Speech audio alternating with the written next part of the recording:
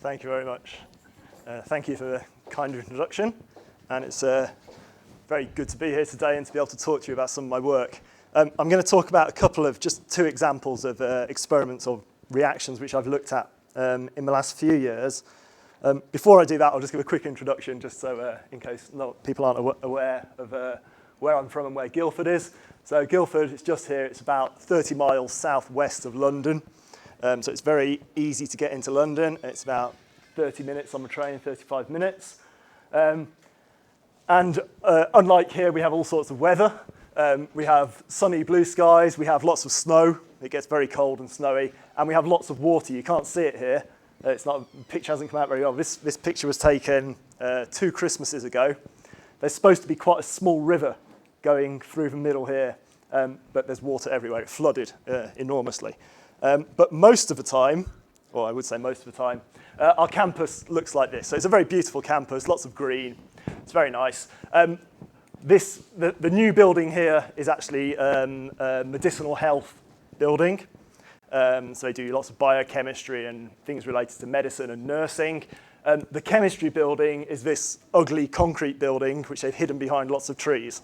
So if you're a senior professor in the chemistry building, you get one of these top windows and you get a view over the lake. My office is down here somewhere, so I get a view of some trees, but it's nice.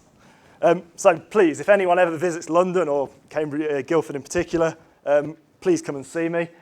You can find out more about our department. It's not working. Use a stick. You can find out more about our department at a website, and we've got a Twitter page as well if anyone uses Twitter. Okay, so back to the science. So, as I said, I'm going to introduce 2 topics which I've researched recently. Before I do that, I'm just going to give a little bit of background to it too, enantioselective catalysis, and why it's important. And then I'm going to talk about one project which is interested in carbon-carbon hydrogenation, and the second project which is interested in carbon-oxygen hydrogenation, so carbonyl groups within a molecule. Sorry, I should have said at the beginning, if I speak too quickly or you don't understand anything, shout, and I'll slow down and stop and try and explain it better. I'm very bad. When I start talking, I talk very, very quickly, which I know isn't good. Okay. So I'm just going to do a very quick introduction to chirality. I'm sure you all know what chirality is, having done a chemistry degree. And I'll just talk about chirality and talk about why it's important. And so the classic example is your hands. So on a macro scale, non-superimposable mirror images. There's no way you can overlap them to be the same. And it also occurs naturally in other places in nature. So we have these nice snail shells, which always spiral in one direction. And then you get the same sort of slightly different species, very closely related species, and the spiral goes in the other direction. And so there are 2 forms of chirality on a macro scale. If we talk about chemistry, of course, we've got our tetrahedral carbon atom, 4 different constituent groups. And again, the coordination of those groups in space is different and non-superimposable mirror images depending on which chirality of the molecule we talk about. So if we combine both of those 2 things and talk about chirality at the atomic scale in relation to the human body and how it works, we get to molecules like this. So this is the amino acid alanine. Most amino acids in our body, in fact almost all of the amino acids in our body, only come in the L form. So our body is good at handling the L form of amino acids. It doesn't like the D form. And these are the 2 mirror images of one another. But it turns out you can also get metal surfaces. Again, you might find it difficult to see that image. So this is a metal surface. It's a model of a metal surface. And this is actually a platinum 643 surface. So it's a single crystal surface that's been cut to expose a 643 plane. And the surface itself is made up of 3 individual sites. So there's a green diamond shape here, which is the 111 terrace. So most of the surface, the terrace of the surface, is in the 111 orientation. The yellow square here is a 100 step. And the white rectangle is a 110 kink site on the corner. So there's a 90-degree bend, and these red atoms signify where the step edges are. And so in the case of the 643 surface, it's got a 3-atom wide terrace, a 3-atom long step, and a 1-atom kink. And as you can see, these two images, like all the other images on here, are mirror images of each other. So they're non-superimposable mirror images. And in the case of the organic molecule, we use the Carning-Gold pre-log rule to assign the order of priority of which rotation you get, which way you go around the central carbon atom to give you your assignment of chirality. We can't do that for the solid surface, so instead we use the surface atom density. So our 111 terrace has got the highest surface atom density. Our 100 step has got the next highest surface atom density, and our 110 step is the least dense. And so we can look at the center of this site here where the 3 sites intersect, and we can see that in this case, we're going in a right-hand direction. In this case, we're going in a left-hand direction, and that gives us our classic S and R orientations for those surfaces. And this is what I did a lot of my work on my PhD with in Cardiff with Professor Gary Attard. He'd previously shown that you could make these surfaces out of platinum, and they worked really nicely, very stable, and they do lots of different reactions if you oxidize different organic molecules on those surfaces, and if you oxidize different chiralities of molecule on that surfaces, and he specifically focused on glucose, then you get very different responses, and he was looking at it using cyclic voltammetry. So my PhD project involved moving that slightly further on and actually making surfaces out of platinum and palladium, so making bulk alloys of those surfaces, and then cutting and exposing them to give the same chiral surfaces and doing the same reactions on them. But of course, the palladium is less reactive than the platinum, so it actually gave us a bit more selectivity. It gave us a bit more control over what reactions were happening. Okay, so that's all very good from a scientific point of view, an academic point of view, but why is it important? So this is the classic example of thalidomide. So I don't know if you had thalidomide over here in Brazil. You did. Okay, so in the UK, it was very, very, very famous. It was prescribed in the late 1950s for women who were pregnant, and it helped them handle morning sickness, so they didn't feel ill with their pregnancy. And the main problem with thalidomide, there's several problems with thalidomide. The main problem was that while one form of it was very good, the R type of the drug was very good at doing what it was supposed to do. The S type of the drug wasn't, and it actually formed fetal deformities. So there were lots of children born with deformities after their mother had taken this drug. The main problem with it was that it was sold as a racemic mixture. So the drug you were prescribed, you had an equal mixture of both enantiomers in that drug at the same time. So while half of it was doing you good, the other half of it was very bad for your baby. What they should have done, instead of rushing it through and selling it straight away, is done more stringent testing on it and made sure that you were only prescribed the right sort, only prescribed the R thalidomide. The problem with that is that this molecule itself is actually flawed. It doesn't work because the R thalidomide will racemize in the body, so it undergoes an enzymatic racemization. And even if you prescribe pure R thalidomide, after a certain amount of time, you will get some S thalidomide forming in your body. So it doesn't work either way. So it was banned completely, no longer allowed to be taken, although they've recently started prescribing it for leprosy. So you can, as long as you're not pregnant, it's fine, you can take it, and it's actually quite good at curing leprosy. Sorry. So another example. I'm going to try and tell you a joke now. It won't work because it very rarely works in the UK, so it definitely won't work here. I introduce this and say this is a less sinister example. There we go. That's normally the response. Normally the response I get in the UK. So S. So R stands for rectus. S stands for sinister. So a less sinister example, a less bad example. It only works in chirality. It doesn't work. It's terrible. A less sinister example is ibuprofen. So ibuprofen, anti-inflammatory drug. And in this case, it's actually the S type of a drug which is more active. The R type of a drug isn't bad for you, and it is actually sold as a racemate. So when you buy ibuprofen over the counter, you get 50-50 of these two molecules. But the S type is 1,000 times more active than the R type. So you're getting this, but it doesn't really do anything. Your body gets rid of it before it has a chance to do anything useful.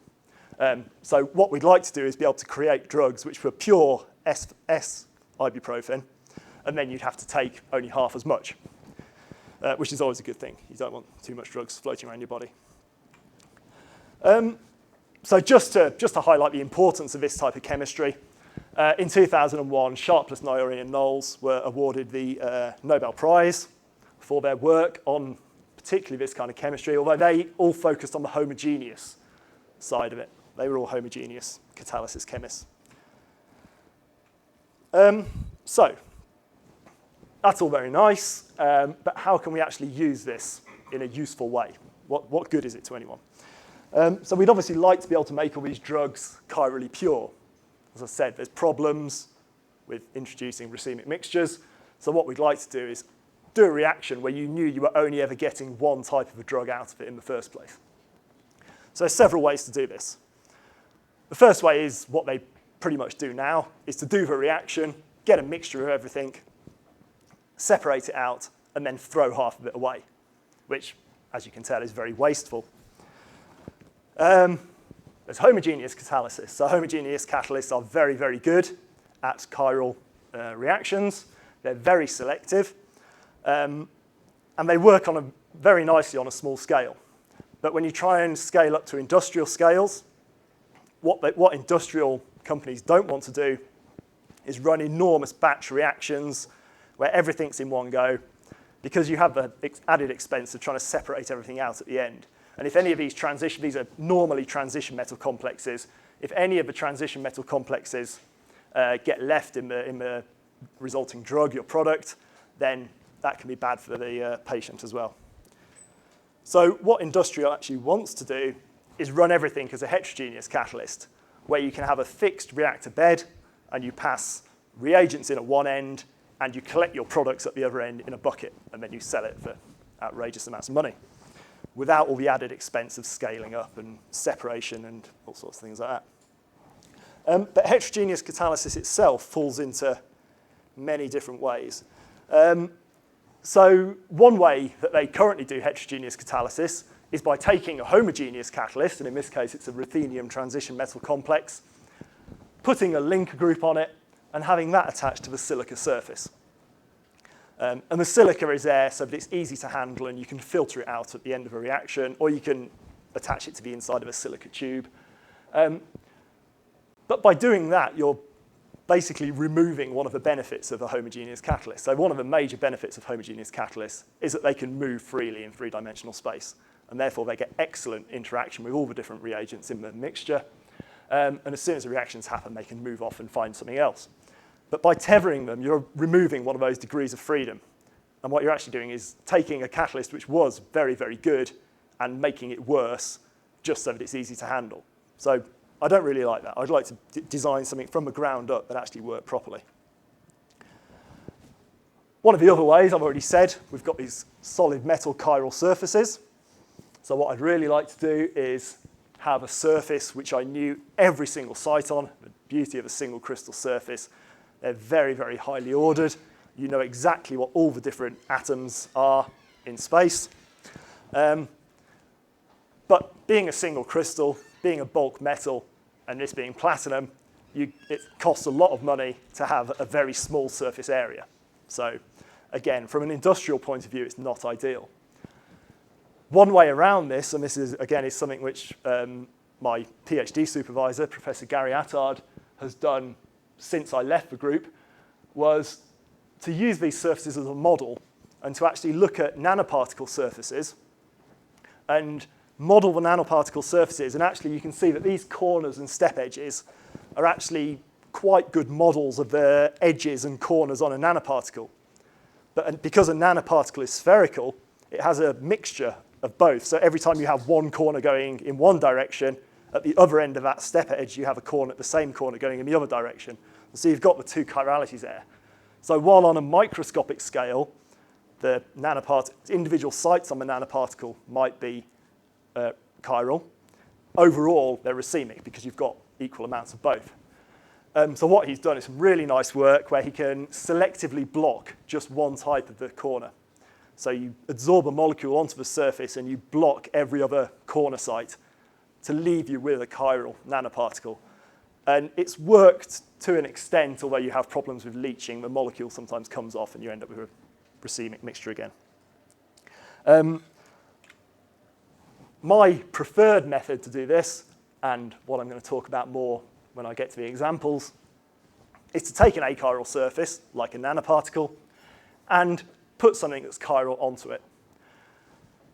So what we're hoping here is that most of the reaction goes on at the terraces anyway, so on the 111 surfaces of the 100 surface of your cube octahedral nanoparticle. And if we absorb a chiral molecule onto the surface, then you're making what is normally an achiral surface into a chiral surface. And this molecule is extracted from the cinchona, I'm not sure if that's how you say it, class of trees, which is found in the Amazon rainforest, so reasonably local. This particular molecule is cinchonine because of this chiral group here. It's got a pseudo-enantiomer called cinchonidine, where these two groups, this chiral center is the opposite. And it turns out that if you absorb this molecule onto a platinum surface, platinum nanoparticles, and hydrogenate it, it's excellent at hydrogenating just this carbon-oxygen double bond.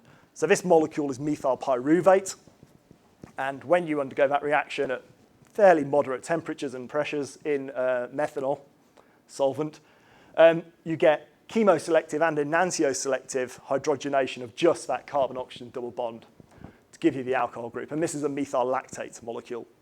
And this molecule and all of the molecules I'm going to talk about from now on are actually useful precursors for pharmaceuticals. So they're all used early on in the formation of chiral pharmaceuticals. This is a very, very well-known example called the Arito reaction. A Japanese scientist called Arito first did it in the early 1980s. The way we measure this is by measuring the enantiomeric excess, where you just take the concentrations of the two enantiomers and express it as a percentage. So 100% would be absolutely pure product, 0% is racemic mixture. At the moment, under optimized conditions, they can get this reaction up to about 98% enantiomeric excess. So it's really, really good. It's easily the most studied reaction of this class, which is one of the main reasons I haven't looked at it, because so many people have done it before now. So when I first started my postdoc with Prof. Lambert in Cambridge, we specifically chose a system which had been shown to work but didn't have a very good enantiomeric excess, because we wanted to be able to improve on that. And that's what I'm going to talk about now. So the first system is actually a carbon-carbon hydrogenation. From a point of pharmaceuticals, carbon-carbon hydrogenations are actually more interesting than carbon-oxygen hydrogenations. So when you hydrogenate a carbonyl group, you necessarily end up with a chiral alcohol center. So you always end up with an OH group, which is useful in some cases, but if you don't want the OH group, you then have to do further steps and do something with it and maintain your chiral center.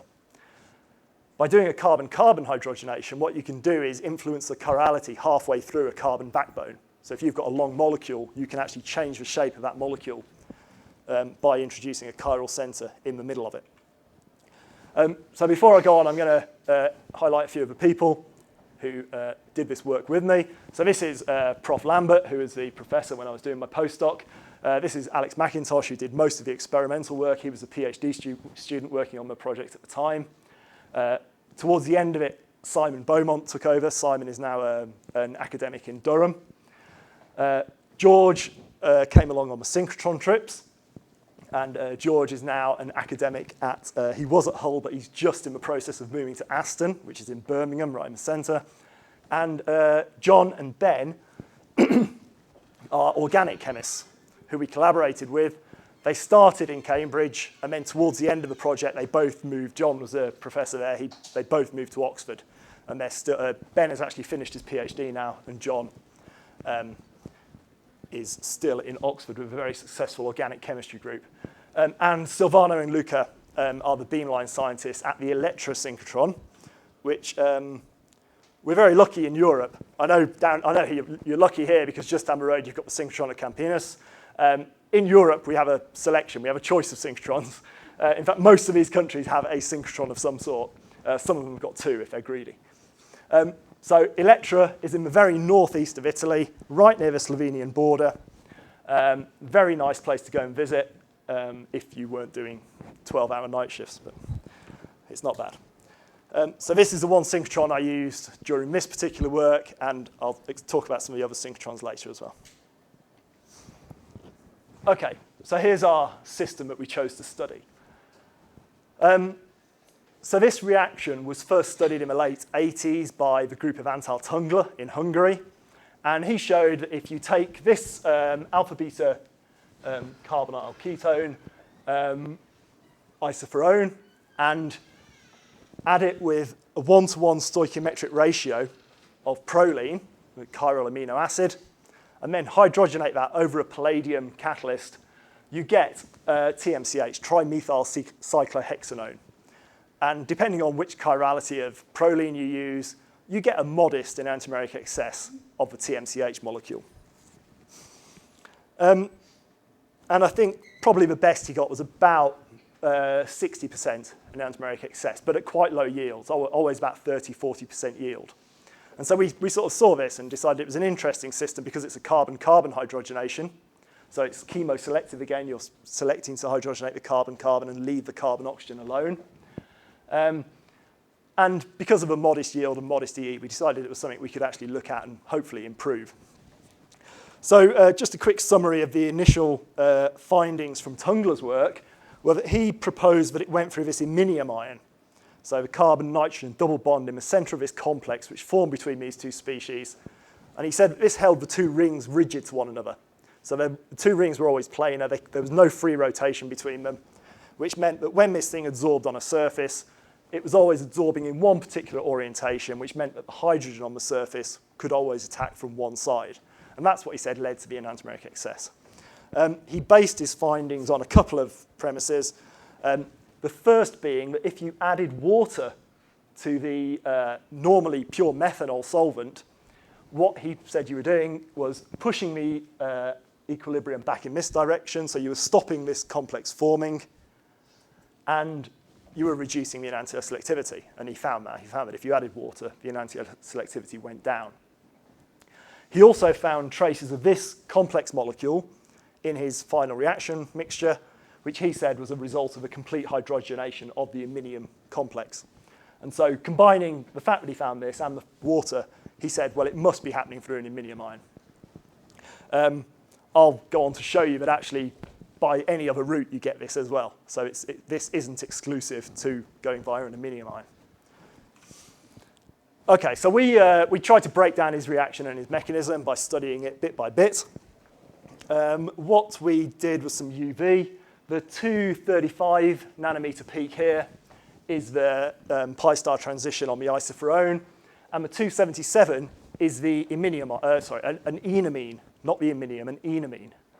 So instead of having the double bond between the six-membered carbon ring and the nitrogen, you've got a single bond there, so you've got free rotation between the two rings, but you maintain a double bond in the six-membered ring. And you can see there's a 1-to-1 ratio between these two peaks. As one goes down, the other one goes up through a nice isobestic point. So it shows it's a 1-to-1 reaction. So it shows that 1 mole of isophorone forms 1 mole of the complex. And there's also a very nice correlation between the amount of this complex. So as this peak increases, when you do the hydrogenation and measure the hydrogen consumption, this first initial steep section increases as well. So there's a direct correlation between the amount of complex being formed in solution, and you can see these are quite long equilibrium times, up to 96 hours. So we mix these things and left them to equilibrate for a long time. But as the amount of complex increased, so did this very first initial steep uptake, which, if we assume that the whole reaction goes via this complex and that's what gives you your enantioselectivity, you'd think that was great. And you'd say, right, so we want this to go on forever, and at the top here we'll get 100%. It doesn't work like that. What actually happens is that if you measure the enantioselectivity anywhere in this first region, it's absolutely zero, nothing. So whatever is happening there, whatever this fast reaction is, It's completely racemic. Which means we know we get an enantioselective reaction. We've measured the enantioselectivity at the end of a reaction, so it means that all the enantioselectivity must be happening in this shallower, slower kinetic region. So again, more complex must mean higher enantioselectivity. Nope, doesn't work like that. What we find is that if you do the reaction after 0 equilibrium time, or even a very short equilibrium time, you get about 50% EE. So these are comparable numbers to the numbers that Tungler was quoting. If you leave it to equilibrate for longer, so you're forming more of a complex, the enantioselectivity starts dropping. So this is where we got confused. And we sat down and had a really good think, and then we came up with this new mechanism, which we've done several tests on from all different angles, and we think is right. So you take your isoferrone and your proline, 1-to-1 stoichiometric mixture in solution. The very, very first thing that happens is a racemic hydrogenation of the isoferrone. So the proline has absolutely nothing to do with it. The proline isn't anywhere near the surface. And we know that because we've done 2 different experiments. We've done a simple displacement experiment where we pre-dosed the surface with proline, and we know it's absorbed on the surface. As soon as you introduce any isoferrone to the system, all that proline is kicked off the surface, and it's only isoferrone on the surface. And we've also done electrochemical uptake measurements, and we know that the absorption strengths between these 2 molecules is about 10,000 times different. So the isoferrone absorbs to the surface 10,000 times more strongly than the proline. So even if you've got a completely covered proline surface, as soon as you put isoferrone in, you've got an isoferrone-covered surface. As soon as you introduce hydrogen, you get a racemic hydrogenation. Then what happens is the chiral step. So this is now desorbed from the surface. Both of these species are in solution, and that's when the chirality occurs. So what's actually happening is a kinetic resolution. So the kinetic resolution, you can see the red line on here is actually a line fitted to this equation. Each of the individual white data points is a separate reaction stopped at a different time, a different conversion, and the enantioselectivity has been measured. And you can see there's a good correlation between those 2 numbers. And what this S value, what the number actually gives you, is about 18, and it tells you that one complex forms 18 times faster than the other complex. And in this particular case, it's the R complex. So the L-proline plus R TMCH forms 18 times faster than the L-proline with S-TMCH. So what that does, of course, is leave you an excess of S-TMCH in solution, and that's what you measure. And then that can go on to hydrogenate, and you'll see that this molecule, this complex, fully hydrogenated complex, is the same one that Tungler saw before. Or you can get direct combination, but this is a very, very small amount. And we've shown this using TPD and TPR, that both of these species form, whether it's with isoferrone or TMCH. You can see the desorption fragments. But again, it goes on to be fully hydrogenated. Okay, so that was great. So we've worked out what the previous mechanism was. Unfortunately, it's just completely useless to us because it's all happening homogeneously. So what we want to do is to drive this mechanism onto the surface. We want to make it heterogeneous. So how are we going to do that? Well, the main problem, if you remember, was that the reagent molecule, the isoferrone, was displacing the chiral molecule from the surface. So it couldn't possibly happen on the surface. So what we wanted to do was find a molecule that adsorbed more strongly onto the surface. So we started with cheap things that you can buy commercially, like amino acids. And really, we were looking at these sorts of molecules because we know that thiols stick to surfaces really, really nicely. So we thought if we could get one of these molecules on the surface, we got a pretty good chance of it withstanding the displacement by isoferrone. They didn't work. None of those worked. Then we went really expensive and tried to buy these Macmillan catalysts, which are absolutely fantastic homogeneous catalysts, but they're outrageously expensive. They're hundreds of pounds for a few milligrams. And none of those worked, probably because of steric interactions. Halfway between the two, so if you can see, it's sort of half of a Macmillan plus a bit of an amino acid. They didn't work either. And then we went for some modified prolines. Which you can see, by this point, we'd sort of decided that actually to get any sort of chiral interaction or chiral induction, we needed this rigid 5-membered ring, the backbone of a proline molecule. And so we went through the sigma catalog and tried to find molecules that had this proline base, just with more strongly absorbing. So we went for like the diphenyl phosphate and the bisphenol to try and make them absorb to the surface much more strongly. But none of those worked either. So that was good. So at this point, we've sort of, okay, and this is when John got involved, our organic chemist. So we knew we wanted thiols involved. We knew we wanted a sulfur substituent on there somewhere. And we knew we wanted a 5-membered ring with a nitrogen, a secondary amine, which was going to form this either iminium or dienamine complex. And so we got our organic chemistry friends to synthesize a range of molecules for us, all of them with a thiol group, but with differing sizes of R groups. So we're looking at this substituent group on the other end of a thioether, and we make them larger and larger, so going from a simple thiol through the methyl, ethyl, propyl, butyl, the adamantyl, and then all the way up to the phenyl. Remembering, of course, that we don't want to completely kill our surface. We don't want to block our surface completely by covering it in sulfur-containing molecules, because then no reaction is going to happen at all. So we can run our reactors again, measure the uptake. You can see here that, again, we're not talking about fast reactions here. So 96 hours, and some of them went for considerably longer.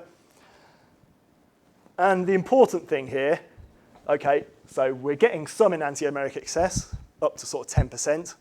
In this case, this is not one of the better ligands, but it's just one of the examples I chose. So about 10% EE, but high yield. We're getting greater than 50% yield. Whereas in the other case, we only ever got a maximum of 50% yield because we were having to throw half of it away. So what we know we're doing here straight away is opening up a different pathway. There's got to be something different happening. It's not happening in solution like it was before. And the other important piece here is that these numbers are equivalent to 1,000 microliters is equivalent to 0.1%.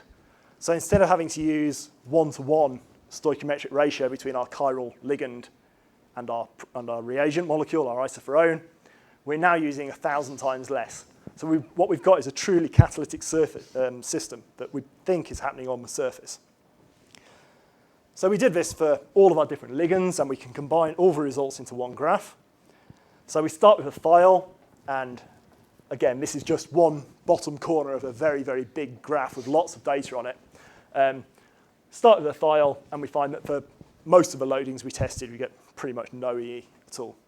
You move to a slightly larger R group, you get some enantiomeric excess. You move to the tertiary butyl, you get more. You move to the adamantyl, you get more. So this gradient's increasing. We did the ethyl and the propyl as well, and they fit very nicely in this big gap, so it's just left out for clarity. So with the adamantyl, under certain conditions, we could get up to easily 25-30% enantiomeric excess at 60% yield. So these are sort of numbers which Tungler couldn't achieve using his system. Then we went one step further and looked at the phenyl substituted, and we found that we lost all of our enantioselectivity again. It just dropped completely. So what we've got is two different classes of material. Thioethers with aliphatic R groups and aromatic R groups. And we can sort of add these together as a range, and we can say, well, for the aliphatic R groups, as you increase the size of it, the enantiomeric excess increases. Then you get to a cutoff point. As soon as you go to an aromatic group, it goes back to 0 again. Okay, so we had a new set of data using a new set of ligands, and we had to try and think of a mechanism that suited it, that would fit the data. And we came up with the idea of self-assembled islands. So to be considered a chiral site at the surface, what we need is, we obviously need a chiral ligand adsorbed at the surface. We need some bare palladium around that surface so that there is some space where the hydrogenation can happen. And we need space for the complex to form. So in a case where all of the ligands are very densely packed together, they form these self-assembled islands, the only place that satisfies all of these requirements is right around the very edge, so this thin red line. And everywhere else on the surface, everything else which is green, is just racemic hydrogenation. So that's why we get effectively 0 enantiomeric excess. If we get a system where everything is highly dispersed, then each individual molecule, you've got a lot of extra red on there. It's a very crude diagram, but it sort of serves to make the point. And then we could classify our ligands and say, okay, so we've got small aromatic ligands. The aromatic ligands probably do pi stacking on the surface and all form together. The small ligands are probably very mobile on the surface, and the low energy system is for them to be all in one small island. Whereas the larger molecules absorb on the surface, and either steric effects make them spread out, or they have to stay where they absorb because the absorption strength is much higher. Okay. So we've got a new mechanism. So we've got our permanently bound chiral ligand on the surface. And the isoferone comes in, forms a complex that's near the surface, hydrogenation happens, then hydrolysis, and the product is released. So the important thing to note is that because we now think we've got a purely heterogeneous system, this complex has to be on the surface. That's the definition of our heterogeneous system. So we wanted to test our mechanism, make sure it worked. So we asked our organic chemist colleagues again to make us a ligand which couldn't form a complex. So we started off with a secondary amine. Of course, the complex is going to form either in an iminium or a dienamine through this secondary amine group. So if we substitute that and make a tertiary amine, complex can't form. And when we did that, we got two very interesting observations. The first was that the yield dropped from 62% to 8%, so very low yield. And the second was that we lost all of our enantioselectivity. So any product we did get was completely racemic. So it must have been happening on a bare bit of palladium somewhere else on the surface. So that was an interesting result. The second thing we did is that all of our chiral ligands so far had been based on L-proline, and we were always getting an excess of one of the enantiomers. So we swap it over to the D-proline, and yield stays exactly the same. Enantiomeric excess switches. Obviously, you don't get negative enantiomeric excesses, but the opposite peak was bigger. So, but to the same magnitude. So we think actually this is a real mechanism. We're quite happy with the way this works now.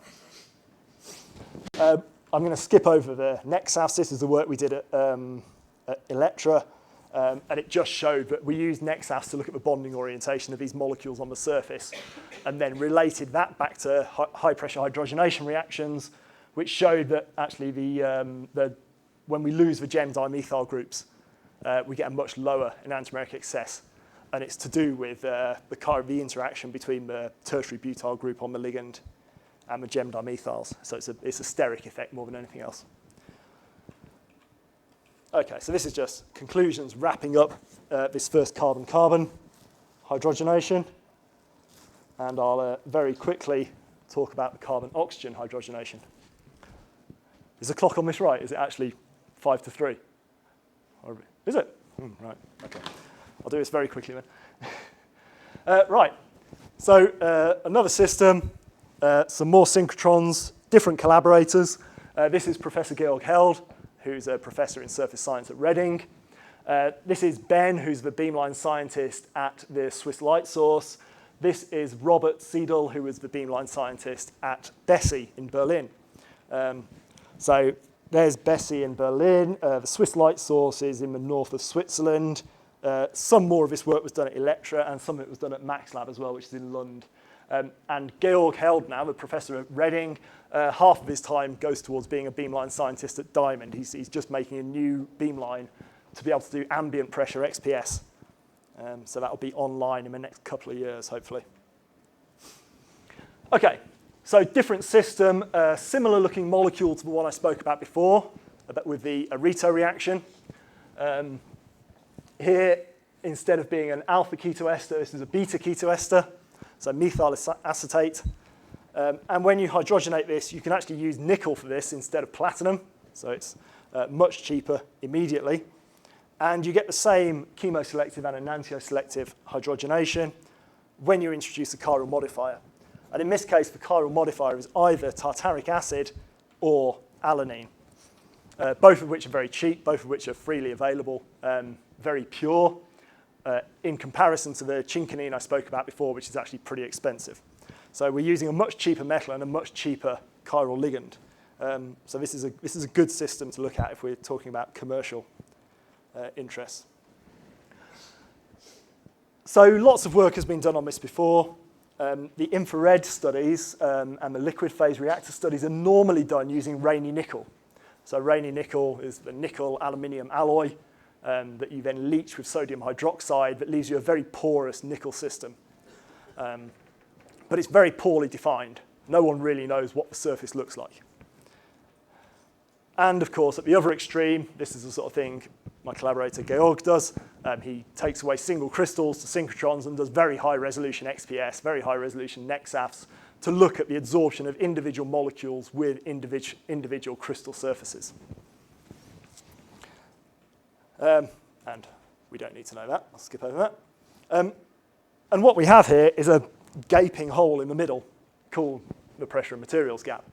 So in one case, we've got 10 to the 13, 10 to the 15 differences in pressure. And in the other case, we're trying to compare a single crystal with a nanoparticle. And the gap between those two things makes comparisons almost impossible. So what I've been trying to do more recently is to combine the best of both worlds. So to take real systems, real catalysts, and use synchrotron-based high vacuum techniques to look at them. And like I say, I've done that in two ways. The first one was less successful, so I won't spend long talking about it. It's basically taking the system in an aqueous solution, firing it into a vacuum chamber. So this is a low vacuum chamber, lots of differential pumping before you get to the electron analyzer. X-ray beam comes in at 90 degrees, intercepts the jet, the liquid jet going that way at 90 degrees, and the electron analyzer is 90 degrees. So you've got this perpendicular setup. And what it allows you to do is photoemission of real catalysts in aqueous solutions. The problem is you can only use aqueous solutions, and most of our systems are in methanol. And the experimental setup doesn't really work very well for nanoparticles. We even went as far as developing a whole new nanoparticle system based on very small silica, colloidal silica, 25 nanometer silica that we modified and then put even smaller nickel on the outside at very high loading to try and get a really good system and really high signal to noise, and didn't really work, which was annoying because people before had done it using just the silica. They'd used the same colloidal silica we had, and they'd actually got silicon signals out of it. But they were able to dilute theirs, and the silica was very, very cheap and easily available, and they could afford to use liters of it at a time, whereas we were manufacturing the catalysts and we had a few grams to play with. And there are some slight differences. The overall point of that work is that actually the chamber's just been completely redesigned. So we're hoping to go back in the near future, and they've redesigned the system so that instead of injecting it into the chamber and losing it and having to throw it away, we're now able to collect it and recycle it. So it is supposedly possible to run it infinitely in a loop, which is also nice because it allows us to have an ex situ reaction vessel that we can, at certain times, bubble hydrogen through. So we can actually have a reaction going on in situ as well. The second system I used, which was slightly more successful, was STXM, so scanning transmission X-ray microspectroscopy. You don't need to know the details about how the beam is focused. What is important is that supposedly you can get 25 nanometer resolution. And at a 25 nanometer resolution, you can do X-ray spectroscopy at each one of those individual points along the surface. So we made our samples, we absorbed some nanoparticles onto an X-ray transparent silicon nitride window. And you can run the instrument in two modes. You can run it in an imaging mode, so it's a bit like STM. So we did it like here, except we're passing X-rays through it. And you've got a detector. And if you use the right energy, so here we used an energy of 850 EV. So we know that if the X-rays pass through nickel, the nickel will absorb that 850 EV energy. And that's why you get a dark spot where the reactor is. Sorry, where the nanoparticle is before it gets to the detector. You don't need to know about focusing issues as to why it didn't work as well as we wanted it to, or we couldn't see very small individual nanoparticles. We could only see large clusters of nanoparticles. What is important is that when you switch modes and you run it actually in spectroscopy mode, you can, basically the software allows you to draw a line on the screen. So we had an image, we drew a line that we knew went over one of these nanoparticles, and then you run microspectroscopy at each one of these points along the line. And that allows you to get a absorption spectra. And from that absorption spectra, we can see that our nanoparticles are pure nickel, which is nice. Nickel nanoparticles often turn out as nickel oxide. But from this particular case, pure nickel. And these are from a range of different nanoparticles. There's a very small shift in this one at the bottom, possibly because it was the smallest nanoparticle we could find at the time. So that might have had some sort of oxidation on the surface. But it also allows you to switch the energy and look at the carbon signal. So here, this flat line at the bottom, we ran it over a nanoparticle, and there's 0 carbon there, which is good. It shows that our synthesis method is nice and clean. Then we take some alanine, and we absorb that on the surface. Sorry, no, it was tartaric acid. We absorb tartaric acid on the surface and do the same carbon spectra, and you get what is effectively a NEXAF spectra. So for those of you who aren't familiar with NEXAFs, basically everything from there downwards, each of these peaks is due to a transition between a sigma and a pi star in a conjugated system. So normally this is a carbon-carbon and this is a carbon-oxygen peak. Everything from here upwards is a sigma transition. Less information, but it lets you know that there's sigma bond movements happening as well. So what we showed with this was we were able to actually look at molecules on the surface. So we knew we could absorb a molecule on the surface and then actually do the X-ray spectra of it. So what did we show from that? Well, we could actually see nanoparticles, or probably more likely clusters of small nanoparticles. But as I said, the resolution wasn't quite good enough for us to be able to pick out individual ones. Again, that's ongoing work and something that hopefully will improve over time. And we were able to show that we could look at species on the surface.